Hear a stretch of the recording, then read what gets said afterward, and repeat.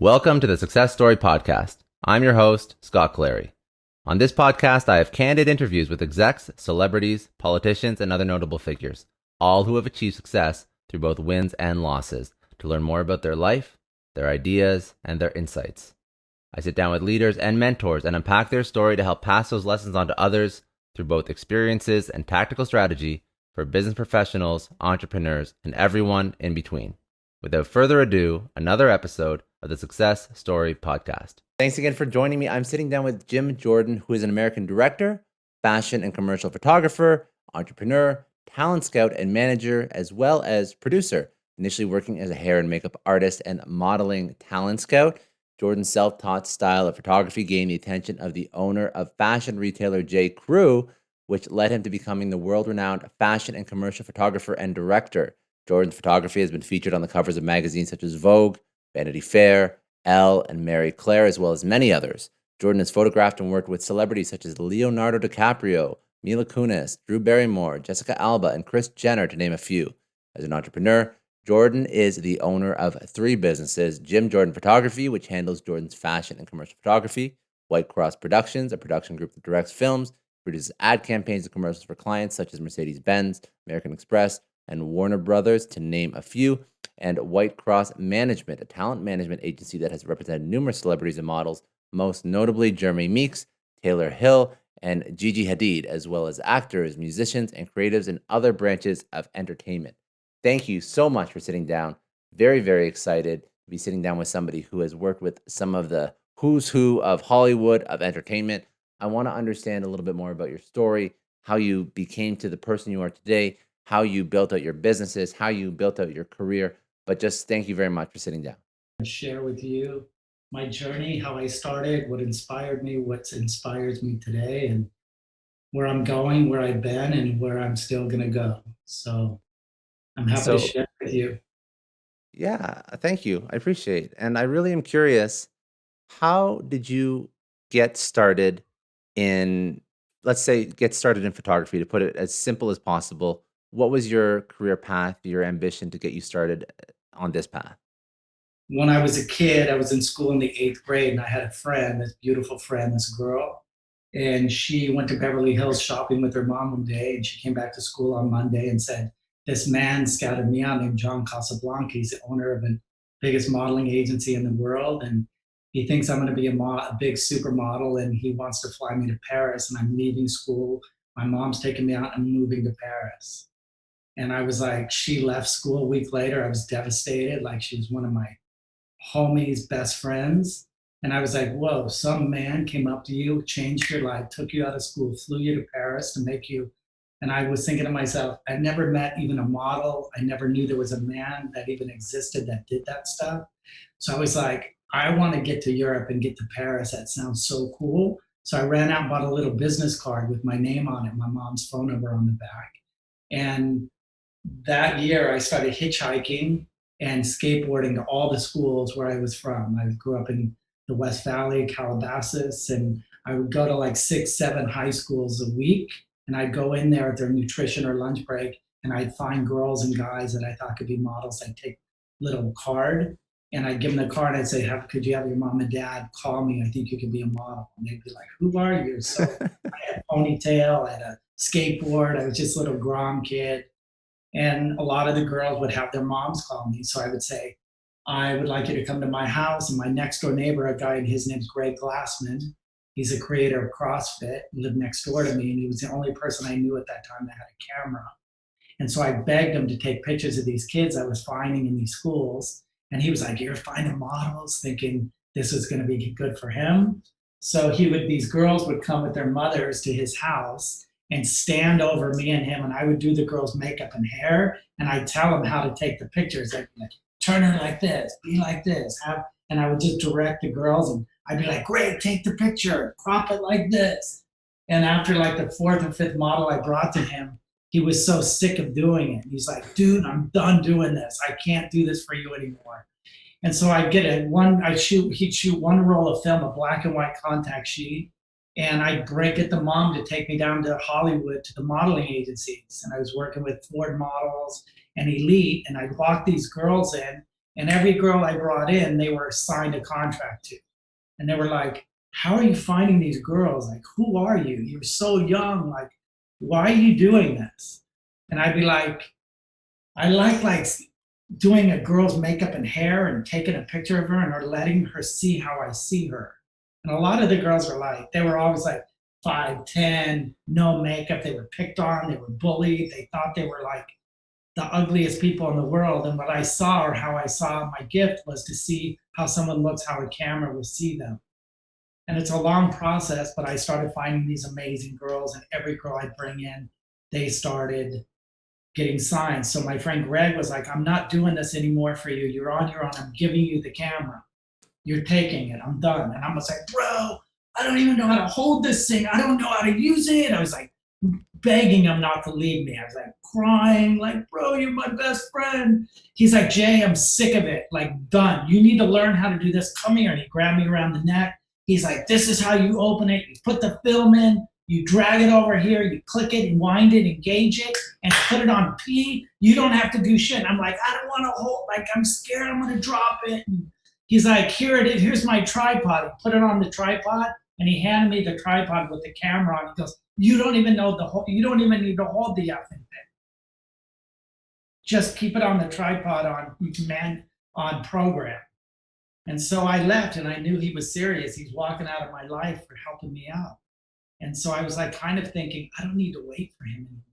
So I went crazy finding all these models and brought them to my house, and I was shooting them now. And I was doing the makeup and hair and making mistakes and like learning from mistakes. And I wasn't technical at all, but I was taking really cool pictures because of the way I would style these girls or make them feel comfortable, being able to really communicate to people. And so that's kind of how my journey started, was photographing people.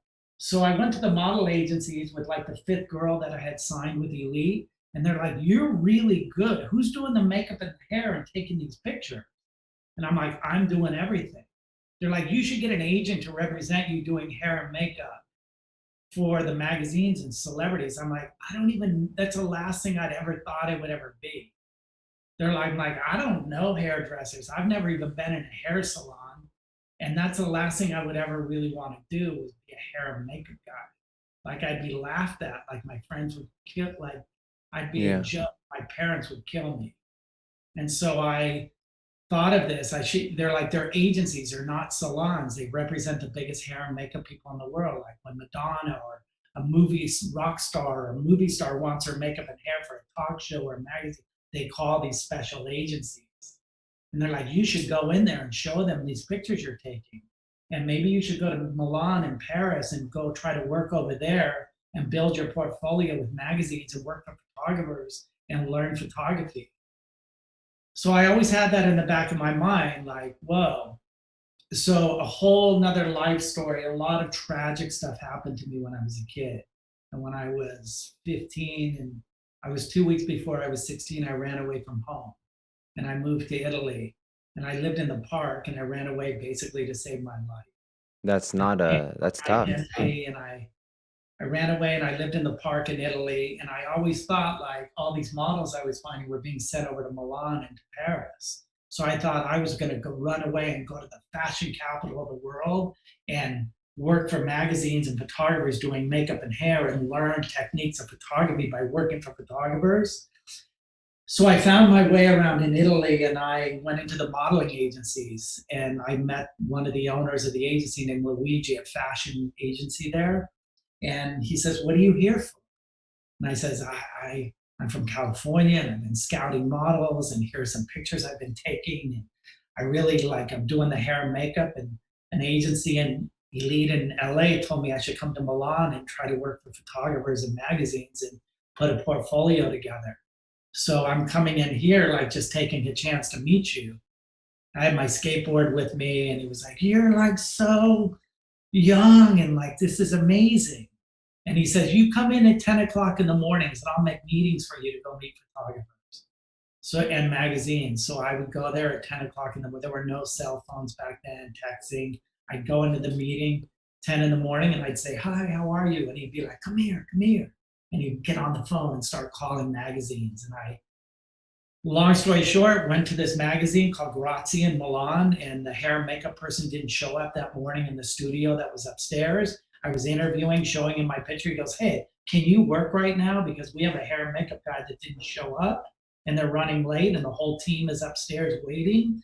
And I'm like, "I don't have anything with me because we have everything here." So that day I ended up doing a cover of Grazia magazine and a 10-page fashion story inside. And that's kind of the day my career started working for photographers in magazines. And I lived in Milan for 3 years in Paris. And I started working for Harper's Bazaar and Vogue. And it kind of like this whole door opened in my life. And the magazines that were all in a building called Montadori. There was Vogue in the building, Harper's Bazaar, Grazia. It was like the Condé Nast, where all the magazines are in one building. And I started being there working in the studios, and all the editors from all the magazines would be walking by our studio. And they'd come up and they're like, "Hey, we've never seen you. Where are you from?" And I was like, "I'm from California." I was really young, I was 16. And they're like, "Oh my God, you do makeup and hair." Like, oh my, and everybody started talking. And it was a really small world there at Mondadori. And the other magazines started booking me. I started putting a book together, portfolio, and all my covers were coming out. And I was learning photography and watching and afraid to ask questions. When I was 19, I came back to America and I went back to that hair and makeup agency in Hollywood. And they were like, I showed them my portfolio and they were like, "We can't believe you've done this." And they're like, "We want to represent you." A week later, I was working with Elizabeth Taylor. And each day I was working with Bert Stern and Helmut Newton. And I ended up back in LA, going back in LA and New York. And I started working with Elizabeth Taylor for everything, and Whitney Houston and Farrah Fawcett and just Jeff Bridges and Kurt Russell. And I started working with Herb Ritz and like being on set with these legend photographers. And I was never like trying to steal that how they lit. I was just so into how they communicated and saw things. And I started just being a sponge on the wall, standing in the background, hanging out with the talent, doing the makeup and hair, and just kind of watching and observing everything. In years of doing that, I did hair and makeup for 15 years, and I worked for the biggest photographers and so many supermodels and legends. And I'd be working for like Bloomingdale's doing hair and makeup on the beach with Cindy Crawford, like when she was starting. And we get a lunch break, and I'd say, "Cindy, let's run down the beach and go swimming." And I'd have my little camera in my backpack. And I would never tell the photographers I brought my camera on set because they'd freak out. Because back then it was very competitive, and I could never mention I took pictures. And so I ran down the beach with Cindy with our box lunches, and we went just far enough so the team, our photo team, couldn't see us. And we'd go swimming in the ocean, bring our towels, and then she'd be coming out of the water. I'm like, "Can I take some pictures of you?" She's like, "You have a camera?" And I get my camera out of my backpack, flip her head upside down, and I'm like, I go off, like, give me shit you don't give anybody. And we just play on the beach, run. I'd run her down the beach, chasing her, taking her pictures, run back to me. I'd running back, like just capturing images and having fun at work. And like those were the kind of jobs where I felt like, whoa, like I'm not just doing the makeup and hair, but I'm capturing these moments that I will never forget. And took those pictures. I did mostly shot black and white, and there were like 36 frames on one roll of film. And I would get like an 11 by 14, two or three from that roll of film, and I'd stick them in this black box. And for years and years, I'd be on shoots and I would take pictures and sneak in. I'd work with like Farrah Fawcett and walk her out to her car at the end of the day. I did it for the cover of Life magazine, and I did her makeup, and we bonded that day, and helped her carry her bags to the car. And I would be like so nervous to ask her. She's getting in the car, like saying goodbye. I was like, "Do you mind if I take a couple of pictures of you?" And she'd be again like, "What do you mean? Like, what? You have a camera?" I'd be like, "Hold on." I'd get my backpack, get the camera, put her up against the parking lot wall, do her hair, stand like this, be like this, bah, bah, bah, bah, bah, bah, bah, shooting them as fast as I can, looking over my shoulder to see if anybody's watching. And I would get a print, put them in the black box. And so for years, I started putting all these 11 by 14s in this black box. And it wasn't like I was taking pictures because I really thought I could ever be a photographer. I first of all always had these voices in my head saying, "You're not technical enough. You don't really even know how to work a camera. You don't know how to use a light meter. You don't know how to plug in a power pack." But what I did know is I knew how to talk to people and get people to do anything I would ask them to do. And it was a way that I communicated to people to really get them to trust me and that they would do anything for me because I would do anything for them. And what I kind of would model to them about my vulnerability and who I was and what I wanted to share and give them, it was like a mirror, like they were giving that back to me. And I would capture those moments and the looks in their eyes. And I had this box for years and years, and I was always like, after years of doing it, I was so frustrated on my shoots for doing hair and makeup for so many photographers I worked with. I'm like, how did they get these jobs? They don't know how to communicate. Like it's horrible working for them, and the talent's miserable. This is like it feels like work. It shouldn't feel like it. And so I was just so frustrated for years. And I had house and cars and I had great living and I had amazing clients that loved me. And I never thought that could I ever leave my career and say goodbye to all these celebrities and great people that loved me and worked with me and hired me all the time and all the loving, amazing photographers that the voice in my head was like, you can never try to jump in their lane.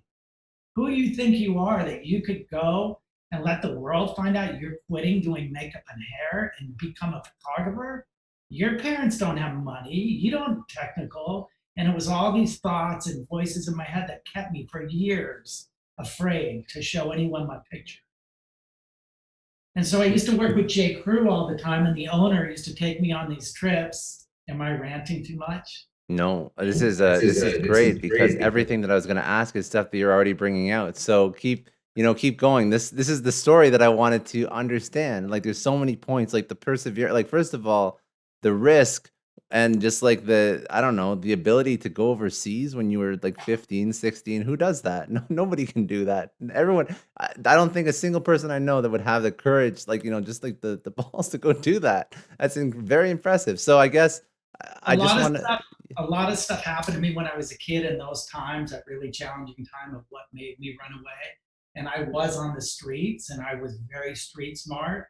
And Mhm. I'll tell you my story later. That's a whole nother chapter. I have a book coming out about this story and this tragic thing that happened to me.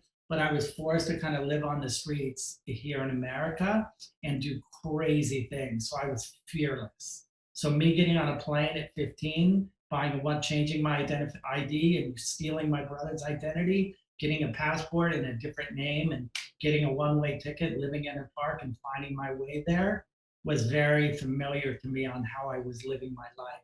Like, because I had a horrible childhood, home life, and nothing was worse. It was better being on the street with strangers than it was feeling where I was so supposed to feel safe. And so I took this journey.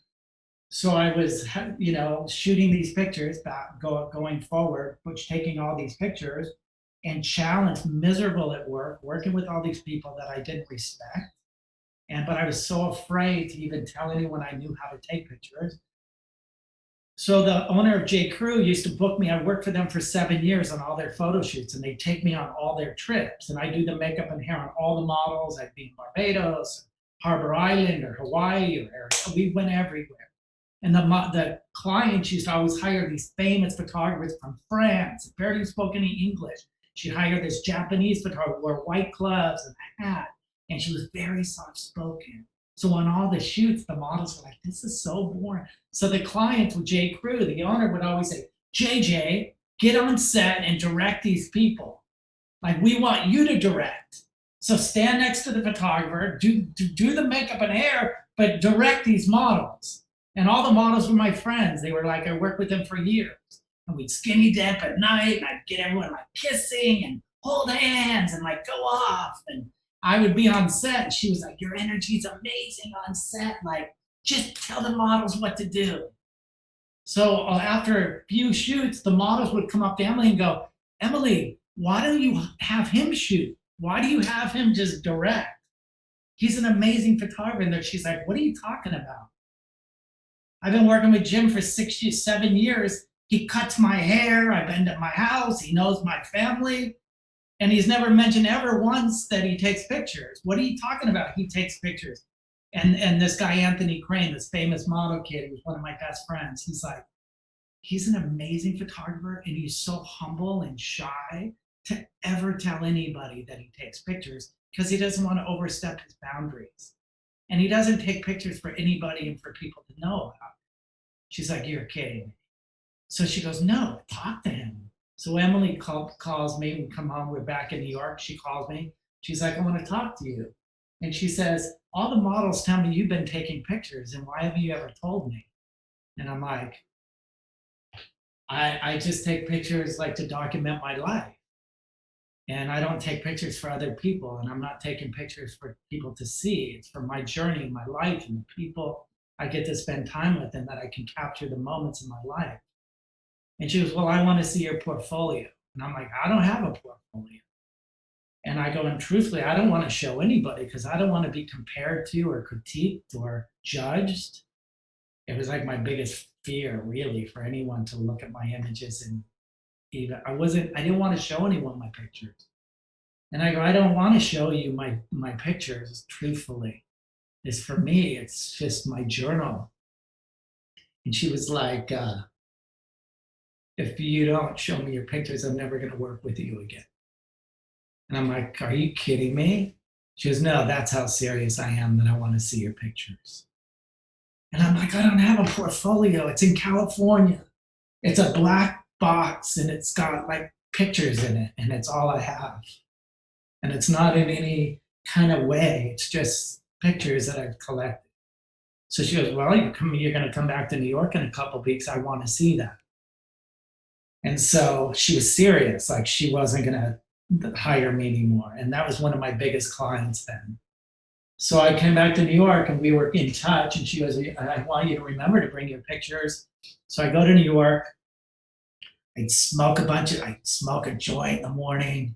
I'm so nervous. I get on my skateboard. I got my backpack on, skateboard up to 29th Street to the corporate office on Avenue of the Star Americans. And I go up there. I'm so nervous.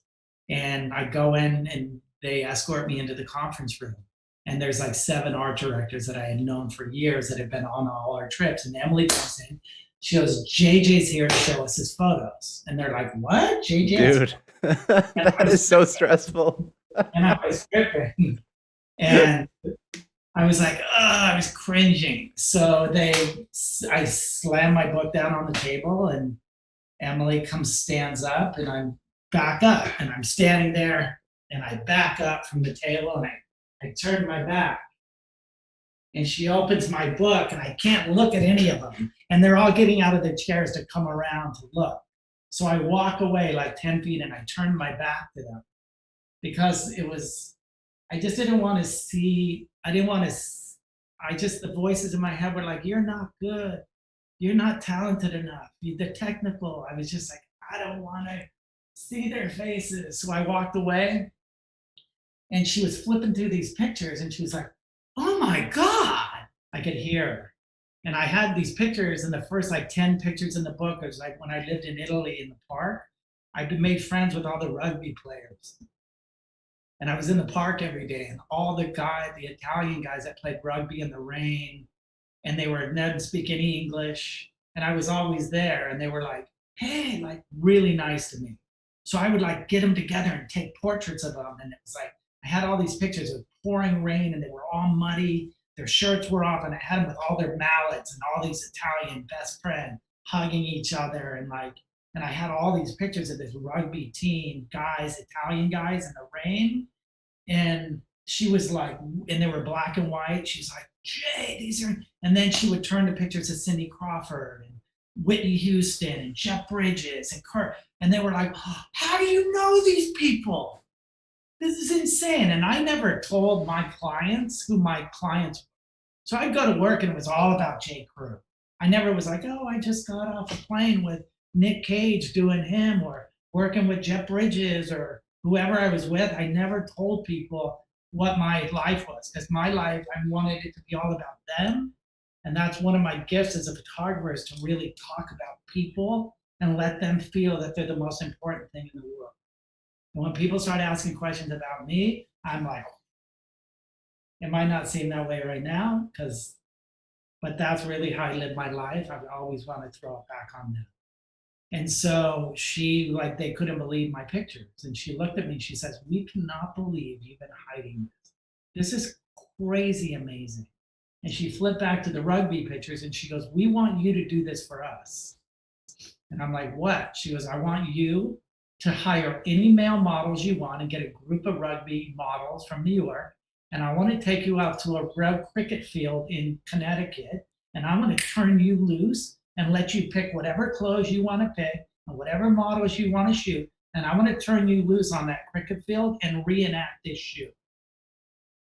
And I'm like, "Emily, like that's I don't that's a lot of pressure. Like I don't."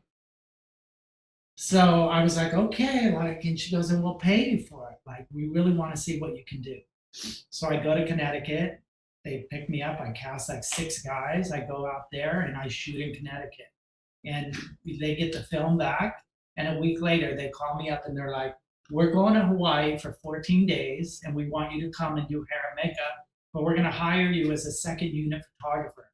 Meaning, we're hiring a photographer named Victoria Sims, and she's from here in New York. I worked with her for many years. And we're going to have you do the hair and makeup and be second unit photographer, meaning you could do whatever you want. She's going to get all the important shots and all the clothes that we have to shoot, but you can be free and do anything. Put guys in bikinis, like do anything. Just be creative however you want. So we go to Hawaii and I'm like, "This is it." And they brought all the film. It was just my little camera.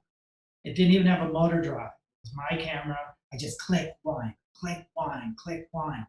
And all the models that were there were my friends that I knew forever. And they were over there on the set with boring Veronica. And I'd be on the beach like, "Get naked, like get on the ground, like kiss her, lay on, throw her on your back and run down the beach with her on your And I was like, "Oh, this is my moment." And everyone on the other set was like, "We want to be over there. Like, this sucks." So I was like wrangling all these models, getting into all this shit. And when Emily hired me for Hawaii, she says, "We want you to be the second unit photographer, and we're going to pay you $250 for every picture we end up using, if we use any pictures." So I'm like, "No way." She goes, "Oh, we'll pay you your hair and makeup rate." So I go there, and every day I was shooting like 300 rolls of film. And at the end of the day, the producer would come over with a baggie, and all my film would be in the baggie, and she would just take it from me. And they FedEx it to New York that night from Hawaii. And every day I would shoot. I had like 300 rolls of film, 250 rolls of film each day I was shooting. She'd come at the end of the day, they put it in FedEx and FedEx to the lab in New York. So I come back 10 days, 15, 14 days later back to New York.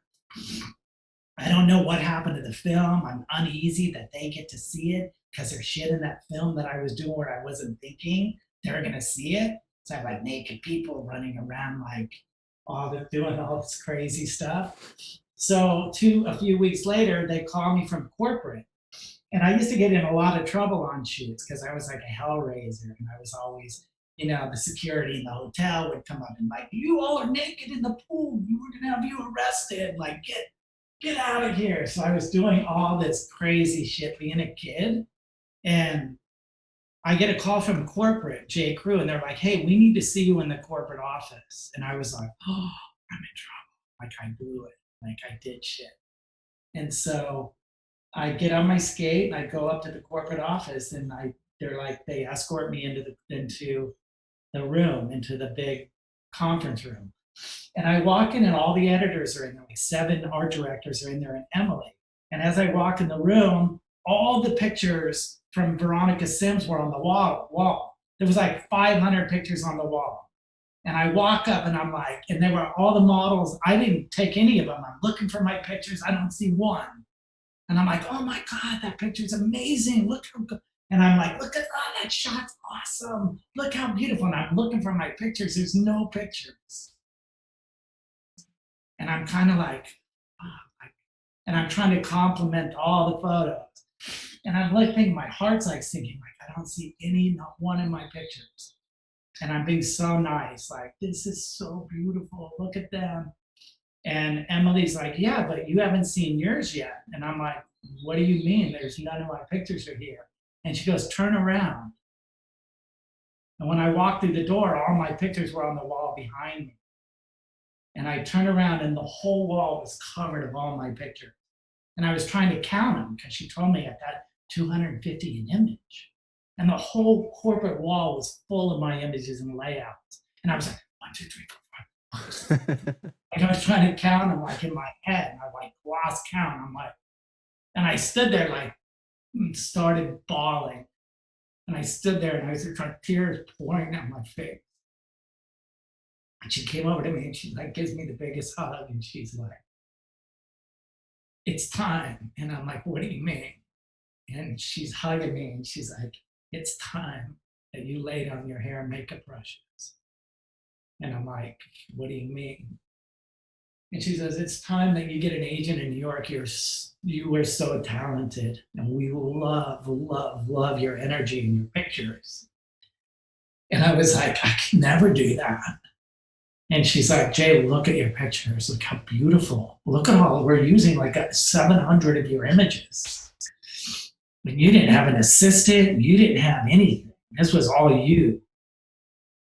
And I was like, she goes, it's time for you to get an agent here in New York and lay down your brushes. And I was like, I can't. Like, and so I was trying to talk myself out of it. Like, I'll lose all my clients. I'll go broke. I'll lose my house. I'll lose my cars. I'll lose all my friends and all the photographers I love. I'll lose all of them. And so she's like, you need to get an agent. We're going to make meetings for you and agents in New York. You need it. All my J.Crew stuff from the rugby stuff started coming out. And so after the Hawaii stuff, I got billboards and all this stuff. And I started putting in the black box. And she says, there's like 5 agents you should go meet in New York. So I grudgingly just did it to appease her. And I went to an agency called Art and Commerce in New York, and they represent Stephen Meisel and all these huge photographers. And I was questioning myself, like, I do not fit here. Like, they're gonna laugh at me. These guys they have are legends. So I went there, and they're like, wow, you're really, you have some really beautiful pictures, but we have a similar photographer with a similar style, but we'd like to keep an eye on you and see where you end up in 6 months. Could you like just stay in touch with us? Good luck to you, but it's a path, but thanks. So I leave and I go to my next meeting and I skateboard up and I go up 5 stairs of floors and there's this blonde woman sitting there and I go, hi, how are you? I have a meeting. She's like, what's your name? I'm like, Jim Jordan. I have a 3 o'clock meeting with Bonnie Winston. She goes, I'm Bonnie. She goes, are you a photographer? And I'm like, no, I'm a hair and makeup person. She goes, well, why are you here? I represent photographers. And I go, well, I've been taking pictures and I work with this lady named Emily, the owner of J.Crew, who asked me to come in and see you guys and show you my photos. And so she goes, do you have a portfolio? And I go, no, but I have this black box that has prints in it. So she opens the box and it's like literally handheld 11 by 14 prints, not in plastic, just like really fragile prints. And she starts looking through this. She's like, oh my God, you took, this is insane. How old are you? Like, where did you meet these people? And I'm like, I do hair and makeup, and I met all these celebrities and supermodels at work. And I work for Helmut Newton and all these great photographers, and I had the opportunity to be with these people. And I took pictures on this side. And she's like, hold on a minute. She goes, can I keep this here? And I'm like, no, it's all I can't leave it. She goes, hold on a minute. She gets on the phone. She goes, dial, da, da, da, da, da. And she's like, hey, Renee, this is Bonnie Winston in New York. And I'm about to sign a photographer. She goes, that I'm so sure you are going to love. I will never, ever call you to see a photographer as long as I live. That's how sure I am that you're going to love this guy. And she hangs up the phone and she goes, I'll have his book there FedEx tomorrow morning at 10 a.m. She hangs up. She goes, did you hear me? And I'm like, you can't keep this. And I go, what's FedEx? And she goes, FedEx is a courier service because it's right when FedEx was coming out years ago. And I go, she goes, FedEx is a courier service, has insurance, and it'll be in Chicago. It'll leave New York tonight at 10 and be in Chicago by 10 tomorrow morning. And I go, well, I'm leaving to California tomorrow. She goes, well, we'll have it FedEx back to you in California. I'm like, I can't leave this. I go, this is 20 years of my life, my journey, my roadmap to everything I experienced in my life. I can't give it to you. She goes, Jay, will you trust me? I put everything on it. I have it back to you. Jay, this is the biggest advertising agency, Leo Burnett, that's the biggest. And I trust me. You just heard me stick my neck out for you. So I'm like, oh my God, Gil. I'm like, okay, but please, I can't, you can't. So I fly back to LA. 2 days later, my FedEx book comes back to LA, and she calls me and goes, Jay, are you sitting down? And I'm like, yeah. And she goes, I just booked you on a 14-day job for Bloomingdale's, and they're going to pay you $7,500 a day. And I was like, no way. I go, no way, Bonnie. I can't do it. And she's like, what the fuck are you talking about? And she goes, what are you talking about? And I'm like, I can't do it. I go, Bonnie, I'm scared to death. I can't do it. I'm not a photographer. I'm just like guessing what I'm doing. I'm just like winging shit.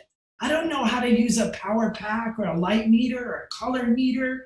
I don't know how to plug. I don't know how to do push or pull film. I'm so untechnical. She goes, Jay, you get your ass back to New York with your skateboard. I will have the best photo assistants on your team doing everything for you.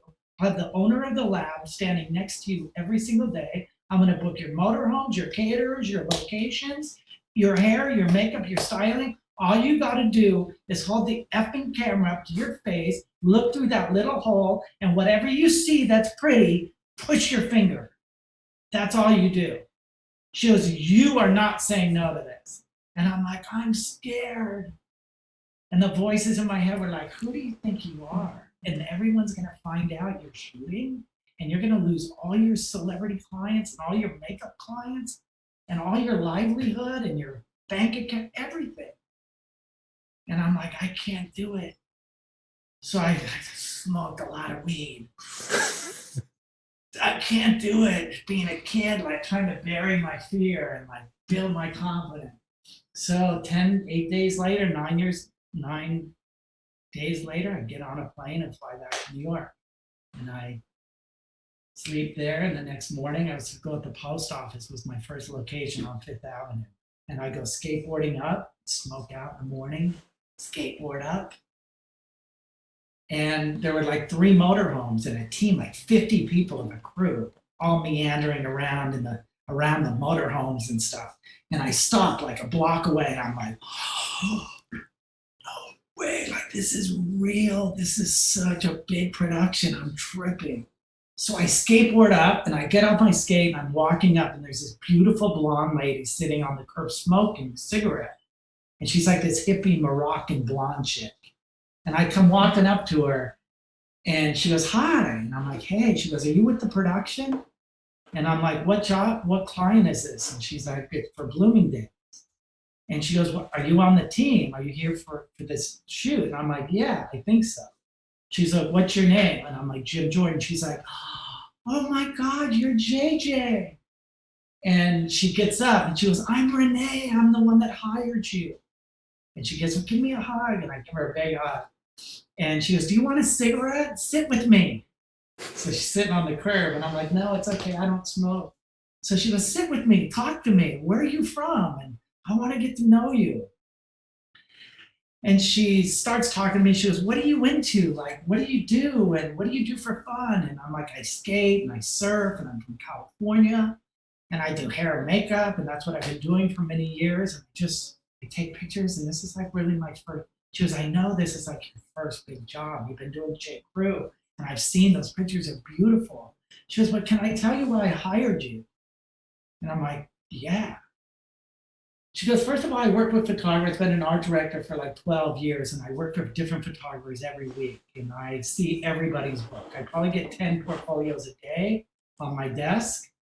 She goes, but when I got your pictures, it came in this black box, and I started opening these prints. And she goes, and there was something so unique, not just the way you presented your pictures, but the look in these people's eyes. And I'm like, what do you mean? And she says, it was the look in these people's eyes that I wanted to hire the guy that they were looking at like that. She goes, because I'd never seen in a lot of people's photographers, it was like the look was, but when I saw the people you photograph, it was like they were like looking at somebody, and I wanted to know who that person they were looking at that made their eyes look like they did. And she goes, and that's why I hired you. And I was like, God, I don't know what to say. Like, thank you for taking a chance with me. And so that kind of was the icebreaker with this woman, Renee. And she kind of held my hand through this whole journey on that job. And I got an agent in New York, and I did that job 14 days later. I was on a roll, and my agent loved me. And at night, she was taking me to dinner with all these editors of all these magazines in New York. And the first 7 days I was there, she took me to dinner with the editor of American Vogue named Ivan Shaw. We had a dinner one night after one of my shoots, and Ivan and me had a super amazing connection with Bonnie. And he was like, I like you, JJ. I want to start giving you jobs. So I started working for American Vogue right away. And then Bonnie just started booking me on Eddie Bauer and Land's End and LL Bean and Claire. And she would say she represented Francesco Scavullo and like really big photographers. And she'd always say to me, you're the easiest photographer I've ever represented. And I'm like, why? I'm not that good. I'm not that technical. She goes, it's not about being technical, Jay. It's about connecting with people and communicating and love and like being so available to people. It's not just how good or technical you are, it's how people want to be with you. It's about the experience of enjoying life and doing life together. And you're so good at that. She goes, I could get people to see your pictures and then send you in to go, I could go see a meeting with them, and you'll book the job every time. There might be better photographers that have more work or more prestigious work, and you're kind of getting into it, but you're just really a good communicator, and you seal the deal all the time. And so that was it. I was on this train, and I was always trying to get off the train because I always had the voices in my head like, they're going to find out you don't know shit about technical or being a photographer. And then I just started getting these jobs, and every job I was so afraid. And when it would end over, I'd be like, oh my God, I got through the fire. Like, how did I make it through that? And every job I started to do, I was super nervous, but I would come out through the other end. And I started realizing as I look back at my life now is like my motto are the things that I fear most are the things I need to run to. And so I started making a mission of my life that things that scared me are the things that I needed to run toward. Because on the other side of that fear was the miracle and blessings from God or whoever you believe. But I believe like my miracles were from God, and that there were other things that were getting in the way of my miracle, trying to keep me afraid and keep me back. And I think that my photography career, after 15 years of doing hair and makeup, I was ready to run toward what I could ever dream after 5 years. But I was in fear for 10, being held back, never thinking I deserved it or could be it, or I was rich enough or cool enough, or I was supported enough. And I just got on this journey and on that train ride, and I just started slaying stuff. And I started learning more and becoming more confident. Even though still today, I don't even consider myself a photographer. I never considered myself really a hair and makeup guy or wore a badge like I'm a hairdresser. I just wanted to be with people and make them show them how I saw them. And I took a camera to be able to document how I saw somebody that I could show them. Like I do a girl's makeup and hair that was like 15 and bullied in school. And I thought she was the only person in the world that I thought she was beautiful. I do her makeup and hair, chop her hair, and turn her around to look in the mirror, and she started bawling, crying that she couldn't even believe that was her. And that feeling alone was what drove me to keep going. And then I would take pictures of people and then show them how I was in show them and watch them like cry. And I'd be like, God, this is amazing. This is worth more than any money, anything I could do. And I never did it for money. I never got into this to make money. I didn't want to become a photographer because I would shoot hot girls or movie stars or be in the end of the fashion business. I did it because I wanted to connect with people and show people how I saw things. And I used that little black box to pull the trigger to capture that moment, to show them how I saw them and that they I would trust me enough. I loved it. I love the story. Thank you very much for giving that over. A lot of people gloss over a lot of the details of their life, but I appreciate that even though you had several points, like you mentioned, like you were really there's a lot of self doubt that you sort of pushed through, and that's not easy. And I think that that's something that a lot of people have problems with. And I guess how do you my question to you, because I have other questions out of that story for sure, but how do you deal with that self-doubt? Like, how do you push yourself to make the decision? Is it because you had the right people in your life, the right mentors, or was it intrinsically like, coming from inside, internal, that even though you were saying you couldn't do it, you still took that step forward? But how did you sort of keep going? Well, like being in fear that kept me in fear for so many years, Mhm. being something that I really was unhappy doing. When I had a dream, like I knew there was way more to me. And I feel like it was a lot of things. I feel like a lot of the people that kind of pulled me out of my box were like angels, like sent from God, in Mhm. a way to look back at it now. And I believe it was a lot of work that I did, and that I'm constantly doing to keep myself present and to be able to recognize those voices that are coming in all the time, to recognize whose voice it is, and to realize and not recognize the truth, and the truth of who I am and why I'm here, and that I can do all things. And the Mhm. voices that are trying to keep me or make me afraid, I realize those voices it's like an arrow of which way I need to go. So if something's saying you can't, I'm going and running toward that. And I journal every day. I started doing a book called The Artist Way, and it's a 12-week workbook that changed my life back then when I became a photographer. I was embarked on this 12-week journey called The Artist Way. And I recommend it for every creative, people that have lost their creative gifts and don't know what they are or how to recover them or discover them. I recommend this workbook for everybody I know. It changed my life.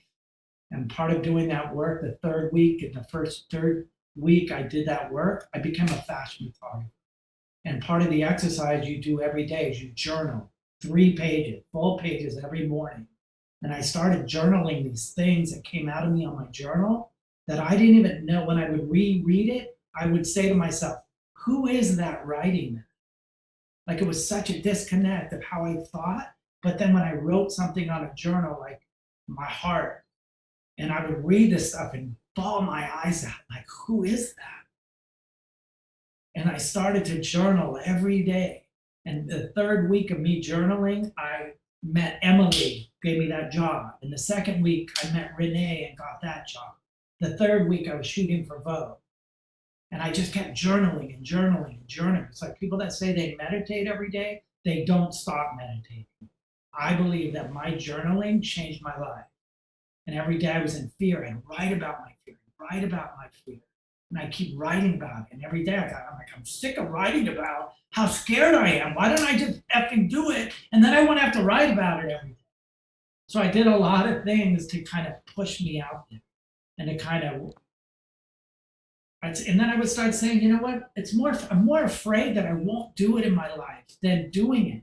What's more painful, not doing it and watching it pass you by, or trying it and saying, "Look, being afraid there too." And I always realized by me just doing it and sick of writing about it, that I'm just afraid of why all the excuses I made for myself why I didn't do it. So I'm a big advocate about running toward fear and running through the fire, because your miracle and your miracles are there on the other side waiting for you.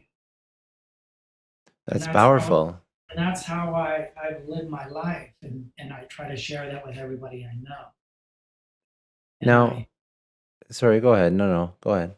I feel like I'm still evolving, and I want to help people, and When I became a photographer, it was kind of all about how high I could climb this ladder. And I started getting these things that were miracles to me, and this opportunity, and the people that I've been able to be around, and the influence that I've had. And I had a lot of, life changing experience in my life, like really life changing. And I started shooting, and I've been shooting probably like for 10 years. And I was getting everything I ever wanted in my life.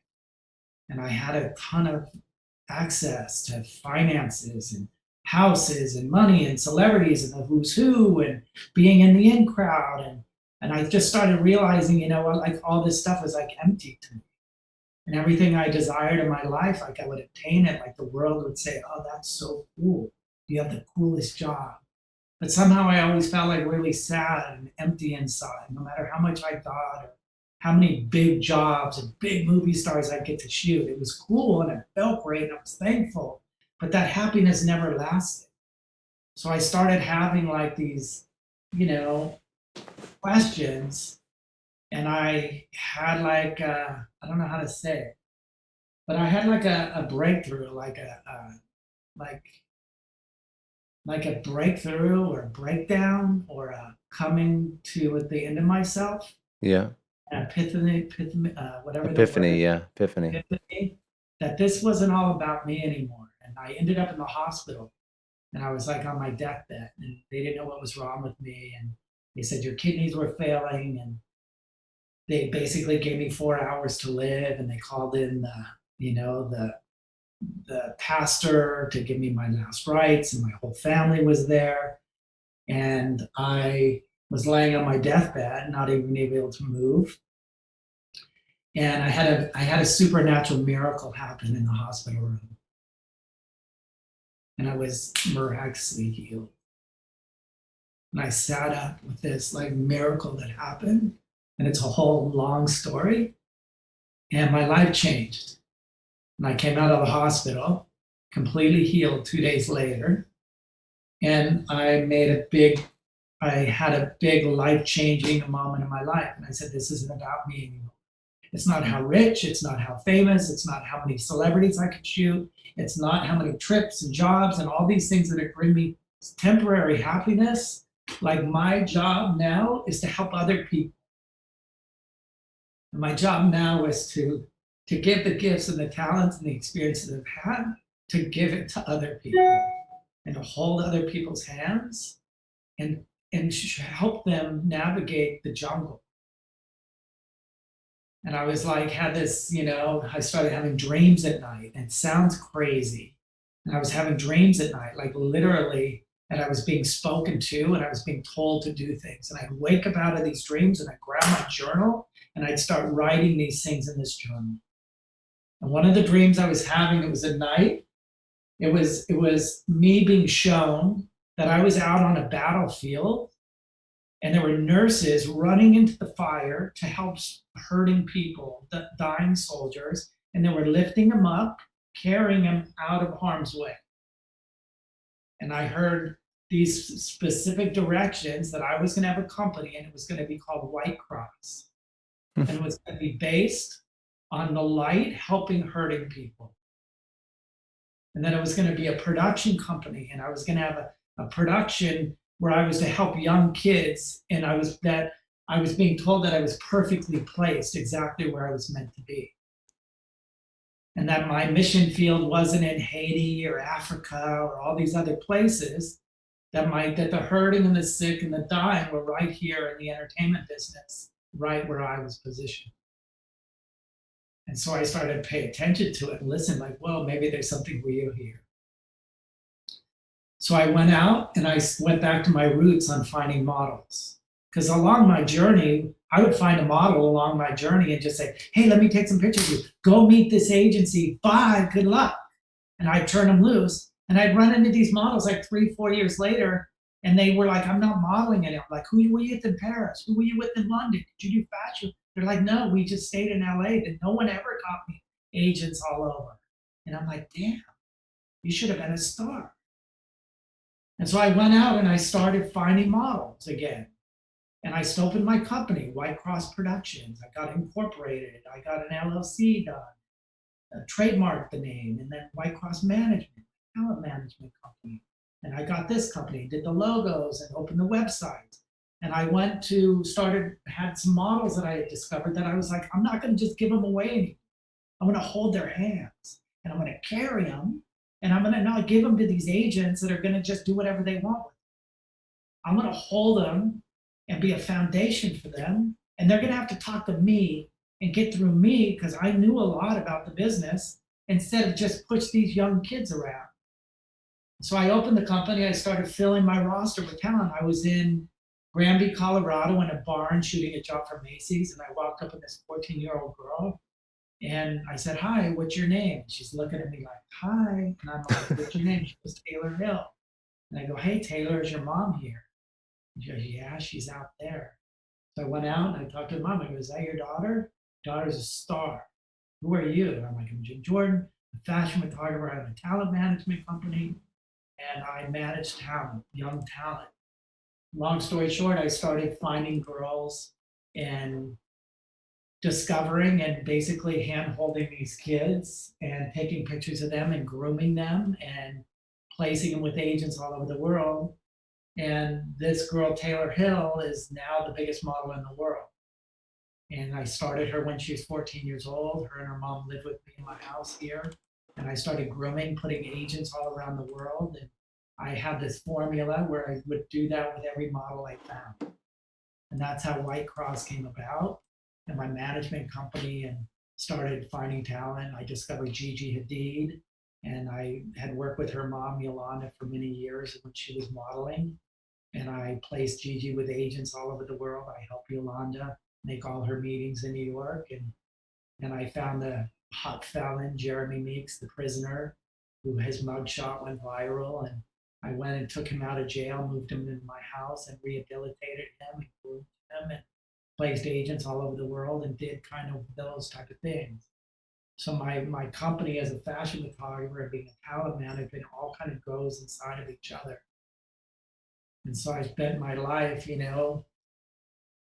and everything I'm doing now is to help people and really keep an eye on people. And I'm finding new talent every day, and I'm keeping my photography, and I'm learning still and making mistakes, and just trying to keep my mind open and keep opportunities that keep coming. How what were some of the struggles that you found when you transitioned into this new stage in your life where you built out a business, started really um, aiding in the careers of all these young individuals that obviously didn't have the proper representation? Were there any things that you had to, because you spoke about all the struggles that you had sort of going through your photography, from hair and makeup to photography and sort of that career path. But what about the more recent things that you've understood or that you've had to learn? One of the biggest lessons that I had to learn is, becoming a businessman and learning, you know, when I first started, all I was creative. I didn't care about the money, and I didn't care about the database and keeping business cards and phone numbers, or I didn't even know when I was getting paid, if I was getting paid or not being paid. I was the biggest reckless. I was just out shooting big jobs. I didn't know if the agents, and I found out years later that my agent had been stealing from me and taking a lot of money from me. And I just kind of woke up to it. And I realized at that time, when I confronted them, that they were producing all my jobs. And I realized my agent makes more on a day than I'm even making as the photographer out there sweating, doing it all. And so I started realizing how much money they were really making. They weren't just my photo rep, they were producing all my jobs. They were hiring the motorhomes and the caterers and the studios and prop stylists and all of these things. And they would hire a makeup artist. The budget would be $1,500 for the makeup and hair, and she would only give the hair and makeup $500. So she's making $1,000 in her pocket off of my job. And that went down with the motorhome.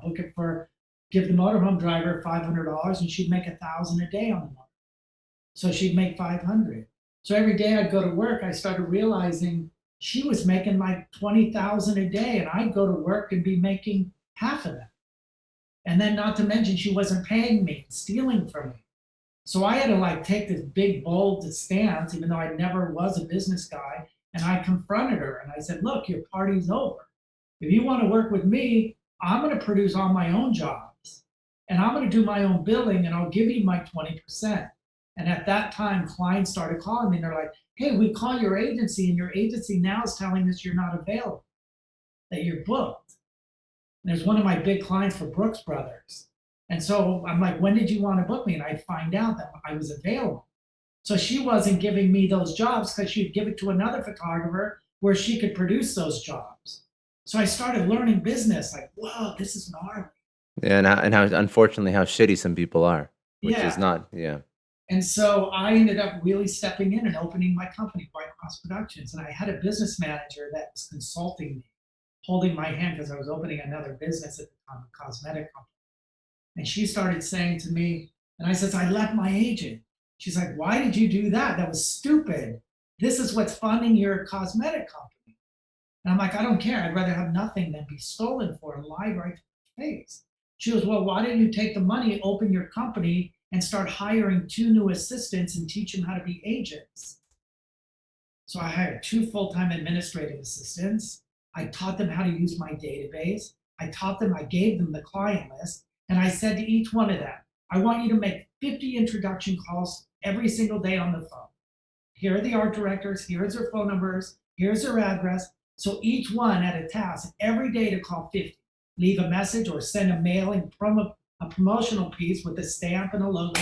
Every day they put them in the mailbox. Within 3 months, I was booked every day. And they were producing their own jobs. I taught them all how to be producers. So they book a client and they hire the models, the location, permits. And I started thinking to myself, this is insane. How much more money I was making as a production company. I had control over my whole shoot now. Everybody on set was like something that I saw. It wasn't because she was ripping everyone off and everyone was unhappy. Even the client, when I get to work, they were already pissed at me. I didn't even know them. So I started getting a grip of like really how to have a vision, not just for what I saw, but the experience I was having on set. And then my production company became in full swing. It was really a real production company at that time. And so to answer your question, like the challenge was like how to really step in and own what becoming a businessman and taking my creative hat off and putting it aside and really step in and take responsibility for being a businessman. Can I ask you something too? Because you touched on a point that I thought was interesting. Why are the people that are charged with like this agent that was working with you? Why is that individual? There's not a higher level of, I don't know, scrutiny or due diligence or just care in working with these young people's careers, because I feel like that shouldn't be an issue with somebody who's charged with working with people that could be very earlier on in their career and they don't have the experience, they don't have the proper representation. So why is that still an issue? Why is that not more brought front and center, and why is she like not out of business? That's, I guess, why is she still around? Yeah, they are. She is out of business now. Mm. And it was, I don't know. I think people are afraid. Very powerful New York people, lawyer husbands, and it was just kind of like, oh. And I couldn't really prove stuff, but I knew. And that happens all the time. Agents steal all the time from model agencies steal. Model agency, booker, a client will say, hey, we have $5,000 for the model a day. They'll call the model and say, you got $2,500. They don't have to. So a model agency could give the model $2,500. The model says, yeah, I'll do it. So as soon as she says, I'll do it for $2,500, they don't need to tell her that they're really making $5,000. The model's stoked. So the agent's like, oh, great. And then they'll take the 20% out of her 2,500. Like it happens. It's like business. Yeah, it shouldn't be though. That's really shitty business. It really is. Yeah. So there are a lot of things I learned and how to wake up really quickly to do, you know? I didn't realize that, I've never been part of the whole, I guess, talent and creative side of business, but I've heard more of these stories, and it's unfortunate that it's still around. Yeah, a lot of that still happens. So I decided I don't want an agent anymore. It's like I don't need an agent. My agents, charging me 20% of everything I make. That 20% that I make, I could afford my own employees Yeah. or have anybody to help me do that. And it will pay what it's way worth it. So it's like getting over the fear of being a businessman and opening a company, being a boss. I never thought I'd be a boss to people, and I hate it. I don't like being a boss. I don't like having to manage that side of my brain. I want to be out and be free and run naked and with my camera and be like, woo, and just be like this kid that's like seeing life for the first time. That's what I want to do. It's like I Now, have to be a businessman too, and wear both hats. yeah, it's true. It's true. Well, that's sort of like that running towards the fear point you made before. Yeah. Now, so you built out the production, you built out the management, photography. Where do you all successful? I think it's just impressive, like to the degree, because now you're at the upper echelons, like the names that you've brought into your even your talent management is upper echelons of the arts of creative. So where do you go from here as like what's your career path going forward? So here's what I'm doing now is I shoot a lot of people and I'm inspired to take pictures all the time. And I have a lot of great contacts and things that I generate just by going out at night, shaking people's hands and introducing myself. I want to be the first one to say hi to people and I want to know what their stories are. And I want to be truly authentic and real about that.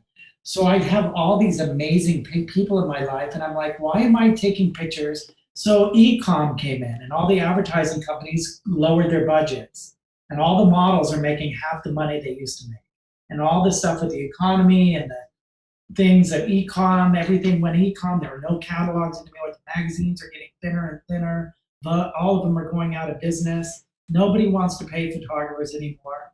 And so I said, why am I doing all these photo shoots for magazines? They don't pay any money. Why don't I just open my own magazine?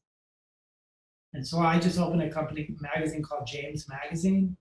And I don't know if you've seen it, but it's a new magazine. And I'm featuring like Gigi Hadid on the cover and Taylor Hill and Kris Jenner and Zendaya. And I have like 8 issues out now. So it's like a little project that I'm doing, and it's really rewarding because I can put all my creative energy into my own vision all the way around the logos, the look, the shape, and bring the talent that I want to shoot and just put them on the covers of my magazine. Not saying I don't shoot for other people still, but I feel that's really rewarding.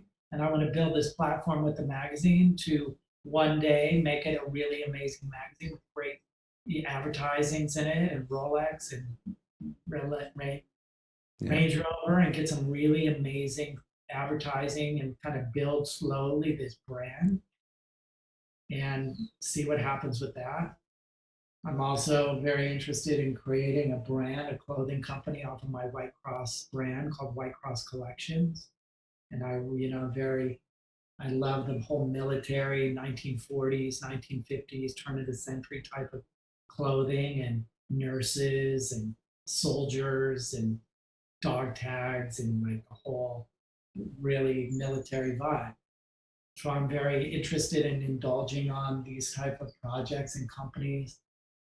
I said I've been out for years and years branding other people's brands. So they'll hire me and say, hey, we have a new pair of shoes. How can you shoot them and make the whole world want to buy it? And I've been really good and successful at doing that. Or saying, hey, we have this new makeup. How do we sell it? Or how do you photograph it so it's very eye catching? But Next now it's thing, time. Now it's time for you to do it for yeah, there's yourself. stories on how I want to not just give that away anymore. I want to kind of give that to my own talent, my own gift. I'm also have a book coming out that I'm in the process of writing a book with a New York Times bestseller. It's about my life, a journey in my life. It's like a coming of age story about a young kid that pushes through all the obstacles in his life of how the world had wanted him to be and who the world kind of teaches young kids of who they should be. Hmm. And I have a story that I'm writing about my life as a young creative, and that was very people didn't know what to do with it. And I didn't really know what it was, but I knew I had a gift and I was unlike anybody else. when everybody was out playing football and sports and doing stuff. I was climbing trees with a chainsaw, manicuring trees, or cutting every dog's hair in the neighborhood, or like just beautifying everything I saw. And so that's what I love doing, and I still love it. And I get lost in like making things look beautiful. It's cutting your hair or styling you or getting you to get real and funny and talk stories about our hearts and what means things to us and not be surface and just like life's going by and we're all just fucking faking it. And we're all just in pain and no one's getting real and authentic with each other. And that's what I love to do is connect with people that I can be so real and transparent and like let the walls down and be free and see life like little kids that are untouched and effed up by the world. How does someone do that though? How does someone see life through the lens that you see it when they're struggling with finances and day to day and stuff? It's very difficult for people. I'm curious if you have tips. 'Cause it's I hard. have, I have, I have, I've lived. It's such a loaded question, but I know, I'm sorry, but I no, just feel the no, passion. That's why I'm asking. no, I do. Like uh, I I do a lot of things and I believe a lot of things and I'm very spirit. I believe in I'll tell you spirit. what, we can do it. We can do a follow up when we'll do like an in person sit down after the book Yeah, and whatnot. That'll be good. yeah, yeah. But I give it away and I trust God. And I keep giving. The more I give, the more I get. And the more if I'm running out of resources or finance, the more I try to get my eyes off of my pain and my hurt and my pity and me. And I try to go help somebody else in the midst of my hurting. Like I always say to people, like, God, I'm hurting and I don't know what's going on. Like, bake cookies and go give them to someone. Like go clean, help somebody. And I've learned and I've done a lot of things where I've like kept everything in like me and my pity party and like, oh. And I have had hard times and I've had really hard times and broken times and scary times in my life. My life didn't always look like this. And sometimes in the midst of how good your life does look, in the midst like of everything I do have, like there's so many times where I feel I have nothing. Because it's not about the material things in our life. It's about the things that like when we're all alone and we're sitting there, like, what is the quality of our life? Who do we get to share it with? Who do we get to talk with just to be let them know how we really are? That it's not just always looking good and like I gotta have it all together and like, yeah, like what's up? Meanwhile, I'm dying inside. So there are a lot of things in my life now that I do. Like I pray a lot and I write and I like look up, but keep my eyes up. I don't keep my eyes on the problems of what's happening. I get in my journal every morning, writing in my journal. I write the things that I'm in pain about and the things that I'm scared about and the things that I love and the things that I'm so thankful It's a good answer. That's a for. very good answer. And So that's what don't, I do. yeah. And it's the way it works for me. And I've been to Kabbalah and I used to go to sweat lodges every full moon. And I've been to I'm friends with the Dalai Lama and I've been in every religion and culture and I've explored everything looking for God and looking for my answer and looking for peace. And I ran to the ends of the earth. I'd go to India every year and sit in ashrams and pray and meditate. I'd go to Tibet and I'd go everywhere. I'd go to Agape for 13 years and I went to the Kabbalah Center and I do everything looking for the truth and looking for my God. And that's a follow up to this was where I was miraculously healed and where my answer came from. And when I couldn't deny what happened to me in the hospital was the truth of what I had always been looking Yeah, very powerful. for. A And lot of people, very powerful. that's where I'm at. And I try to embrace that every day. And a lot of days still I'm human. And a lot of days I'm in fear. And a lot of days I'm in power. And a lot of days I'm in the state of like not believing anything that there's a God or anyone's for me. And then there's days where I'm like, oh yeah, I got to check in. Oh yeah, this is real. Okay, I got my eye up. My eyes are up again, not on myself or my problems. Very good. Very You're good awesome. answer. Thank you. You're awesome. No, it's listen, it's my pleasure. I never really know where these interviews will go because it's always about the person I'm speaking to. But when you open up so authentically, like there's a lot of things that you brought up, like the story and just like even like some of the very tactical things that I hope people that are listening can take those away and apply them to their own life. Forget religion even for a second, just some of the mental tricks and the fortitude and the perseverance that it takes, the ability to go towards your problems, the ability to be a good communicator, to be human, to be authentic, to be passionate. These are all incredible things. And then on top of that, the ability to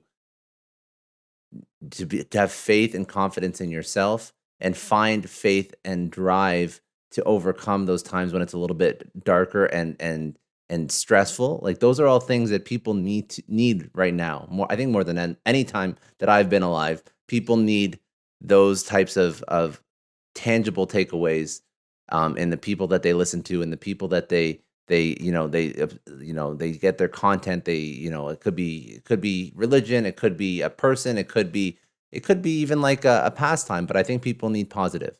So the more I really appreciate that as you walk through your story, you go through all the times where it wasn't so good and you didn't even go really deeply into the dark times, but you could tell there was some stuff that was a struggle for sure. So I like how you walk through that a lot, and that's I just want to say thank you for the story. And I do have a few, like, quick, like, I guess, rapid fire questions that I'd like to do at the end. But I just want to say thank you for going through that. It was really, really nice of you. And is there anything else that you wanted to add on?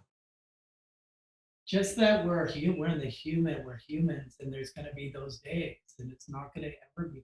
We're always going to, there's days where I'm super afraid still, and I'm insecure, and there's days where I'm very confident, sure, and I have a vision. And I always say to myself, like, what you see is what you be. I have a little thing on my desk that I look at every single day, and it says vision plus action equals manifestation. And that's what I live my life with. And it's about my vision and it's about what I see. It's about what I dream of and what I can see. Very good. And if I can Um, see it, like Go I ahead. can get it. And I encourage you guys, whoever's listening, to really dream and see and try to have vision. It's like being a boat out in the ocean that doesn't have a lighthouse and there's no land inside. And the life and the waves are going to take us everywhere. And they're going to throw us to and fro. But if you have your eyes on the light and the prize of where you're going, you can get. And that's how I believe, and that's how I live my life. So keep You, dreaming big. you're fast forwarding because I was going to ask you, one of my rapid fire questions is one lesson that you would tell your younger self, and you've told me a whole bunch of them. So I guess I'm still going to ask you, what would be that one lesson that you would tell your younger self that would help you? He said, it's run, don't be afraid of the fire. To run toward the things you fear most. Very good. That, that's the things I've learned most of my life. And every time I ran through it, it was almost like there was somebody on the other side with their arms open, grabbing me and putting a prize around my neck. Very good. Sorry. Like I won that race. Yeah. No, I wanted to ask you one more, just another Okay. quick question. Where do you go? Where's a resource that you go to learn? It could be a podcast, it could be an audible, it could be a person, it could be a book, something that you would recommend people go check out. Uh, Besides the work you recommended before, the creative. I recommend a few things. I recommend the number one thing I recommend is a book called The Artist's Way. And it's a 12-week workbook and it's life changing. And I believe in everybody I meet and everybody I come in contact with. I think it's the most life changing experience in work that anybody could do. and it's called The Artist's Way by Julia Cameron. That's one thing, and I I think you should just continue to. I watch a lot of YouTube. I just things I'm interested in. I love watching YouTube documentaries and other people's stories. I love the human like, struggles and challenges. And I just love music and watching films and just getting lost in that stuff. So many visions and stories I want to tell as a filmmaker still, as a director and making documentaries and really heartfelt films that just rip your heart out and make you feel like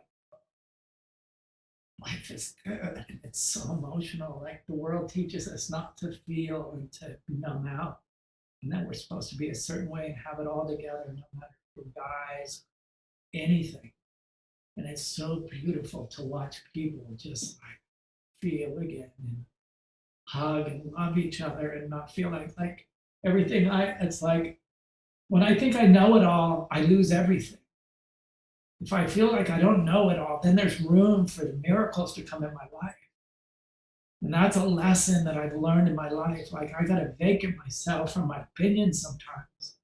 And then the universe or God can use you, teach you and keep expanding you. I lived my life so many years where I knew the answer to everything. I didn't care about anyone's opinion. That's before I had my transformation in my life. But when I had that miracle happen to me, I was like, I don't know anything. I don't have your answer. And I still don't. I just know how to get my answer. And sometimes I don't.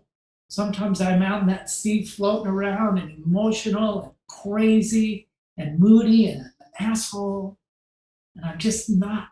Some days I'm just like, I feel now grateful and thankful that you would even want to hear what I have to say. Yeah, well, I think that it's pretty obvious when you start uncovering the stories of people like yourself, like people that have done incredible things in their lives, and that's what the whole purpose of this podcast is, right? It's to unpack that story because if somebody looks at you today, they see what you are today. They see a very small point in time, which is the culmination of so many things that have happened over your life. And I want to unpack that so people can understand that progress, because the more people can understand that the path to success or whatever success is perceived to be is not linear, it's not simple, it's not easy, it's not fun, it's in certain scenarios, right? Like there's so many nuances, there's so much to it. And that's really what I think, that's what you did an incredible job of telling over. And that's really what I want to accomplish here. So thank you. I appreciate that. Appreciate that. I appreciate you. Yeah. Thank you for your time. Last thing is very important. Where do people go to connect with you, find your work, new book? Where's that going to be? What are all those outlets, social websites?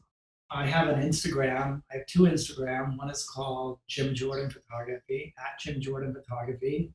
I have another for my talent management company. It's at White Cross Management. I have another Instagram for scouting if people want to be models or think they could be models. It's called at White Cross Model Scout. And then I have my website, jimjordanphotography.com. And my book, I hope to be coming out probably in 6 months. We don't have a name yet, but I'll keep you posted. And there's a lot of, I'm sponsored by a lot of different companies that have a lot of things on site. So if you go to Google, you can see some different companies I work for, but I have some amazing sponsors that believe in me and are very generous and kind of help me tell my story through my art and photos, commercials, and things that I direct. But this is the beginning, baby. We're going, That's all for today. Thanks again for joining me on another episode of the Success Story Podcast. You can download or stream this podcast wherever podcasts are available, including iTunes, Spotify, Google, Stitcher, iHeartRadio, and many others. You can also watch this podcast on YouTube. If you haven't already, please subscribe and share this podcast with your friends, family, coworkers, and peers. Please leave us a rating on iTunes. It takes about 30 seconds, as it allows other people to find our podcast and lets our amazing guests reach even more people with their message. And remember, any rating is fine as long as it contains 5 stars. I'm Scott Clary from the Success Story Podcast, signing off.